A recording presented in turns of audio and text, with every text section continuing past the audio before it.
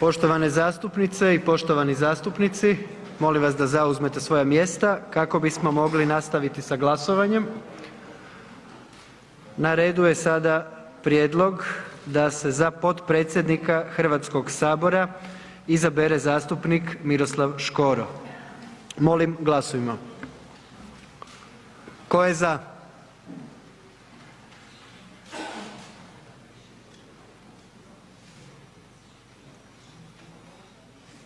Tko je suzdržan? Tko je protiv?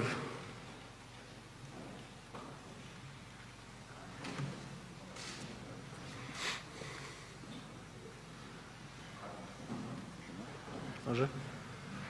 Utvrđujem da je glasovalo 113 zastupnika, 110 je bilo za, 2 suzdržana i 1 protiv, pa je zastupnik Miroslav Škoro izabran za potpredsjednika Hrvatskog sabora. Čestitam.